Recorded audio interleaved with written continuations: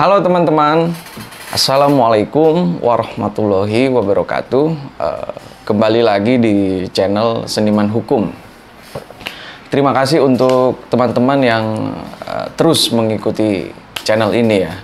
Pada video kali ini saya ingin membahas tentang tips-tips mencari pengacara yang baik ya.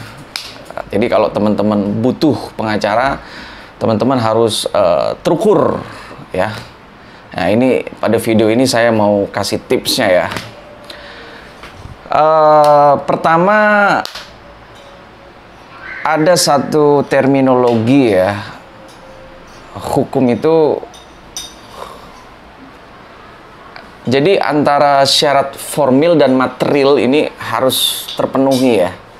Harus terpenuhi ya. Jadi kalau saya mengutip frasa itu, kalimat itu, jadi yang pertama saya mau katakan, teman-teman kalau mencari pengacara, kalau membutuhkan jasa hukum, pertama yang paling utama teman-teman tanya identitas dia sebagai pengacara ya teman-teman ya.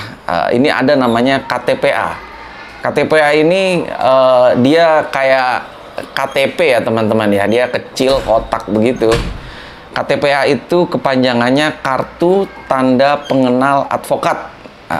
Jadi di dalam KTPA itu nanti ketahuan dia bernaung pada organisasi advokat mana.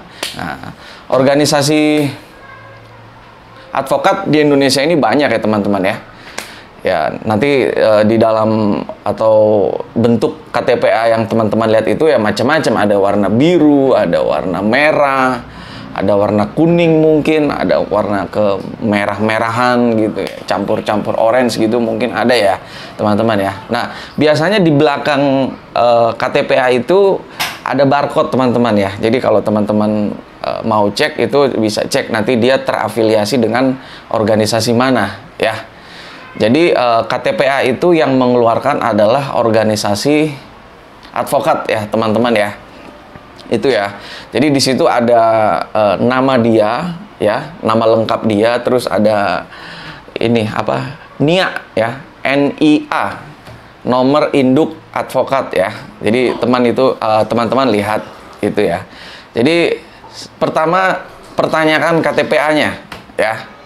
Itu pertama. Yang kedua, pertanyakan kantornya di mana. Nah, ini penting nih teman-teman ya. Jadi kalau misalnya kan sekarang banyak sekali nih sosial media kan, dia mengaku sebagai pengacara, sebagai lawyers, kemudian ketemu di mall, ketemu di tempat makan gitu. Nah itu teman-teman perlu menanyakan di mana kantornya. Jadi kalau teman-teman nggak males ya ajak ketemuan juga di kantornya gitu ya. Contoh kalau teman-teman tanya saya misalnya, kantor Bapak di mana? Saya akan bilang di Kemanggisan Utama Raya. Ayo kita ketemu di kantor saya nanti ya.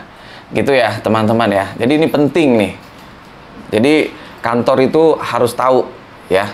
Nah ini nanti kaitannya dengan apabila terjadi konsensus, terjadi kesepakatan, nanti di dalam surat kuasa itu si pengacara ini juga akan menulis kantornya di dalam surat kuasa. Atau kalau memang sampai ke pengadilan, nanti di dalam gugatan itu pun dia juga akan menulis nama dia, dia berkantor di mana, gitu ya teman-teman ya.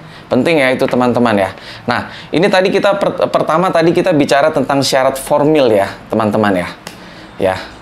Jadi itu aspek formalitas yang harus teman-teman ketahui ya, dan minta kepada calon pengacara yang akan mendampingi teman-teman ya. Sekarang saya bicara pada wilayah aspek material ya. Nah, aspek material ini saya maknai sebagai skills ya, kompetensi, keahlian dari seorang pengacara tersebut ya. Keahliannya ini harus kita pertanyakan.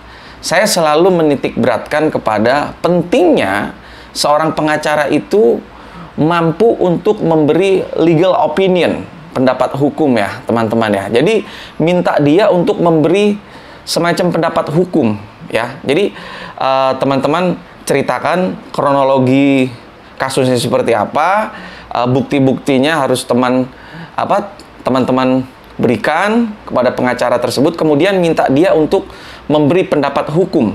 Nah, minta dia juga untuk mengenali resiko-resiko hukum. Nah, ini penting nih, karena ada juga oknum yang tidak jujur terhadap hal itu. Misalnya, perkara ini sebenarnya tidak ideal untuk dilanjutkan ke pengadilan, tetapi karena karena orientasinya adalah uang, maka perkara itu diterima saja. Contoh, kalau misalnya teman-teman datang ke saya gitu, Pak, tolong review perkara saya, bagaimana ini posisi hukumnya, lalu ini risiko-risiko hukumnya seperti apa. Nah, itu saya nanti membuat pendapat hukum secara tertulis yang akan saya kirim ke klien yang membutuhkan itu. Jadi saya pribadi memang sebelum ke pengadilan saya minta fee terbatas pada fee legal opinion, ya. Jadi di situ nanti saya bicara tentang pendapat hukum pada konteks termasuk resiko-resiko hukum. Jadi hal-hal yang pahit juga harus disampaikan.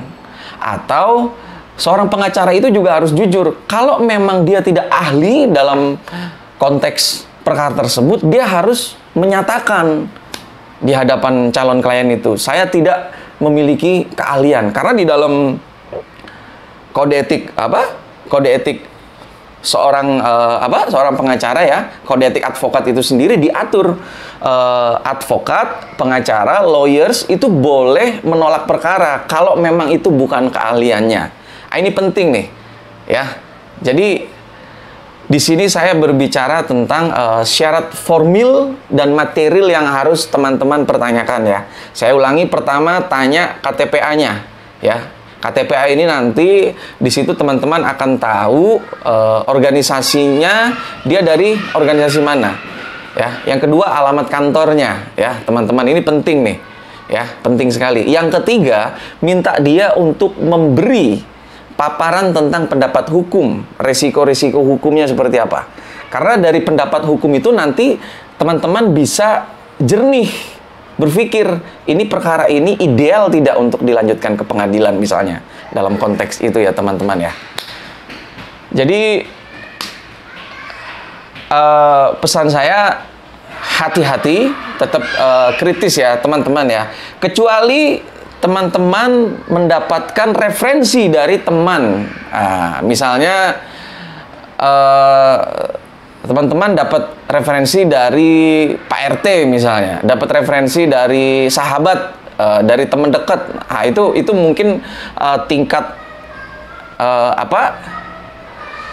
validitasnya lebih tinggi lah teman-teman, ya. Ya, tapi tetap harus diuji, ya, aspek material dalam konteks keahliannya tadi, ya teman-teman, ya.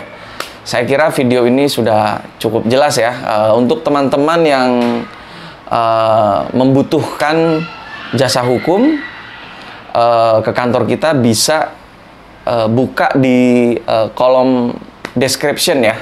Di situ dipaparkan, ya, ada nomor telepon, ya. Nanti di kantor saya nanti banyak professional lawyers yang bisa menangani. Oke, terima kasih.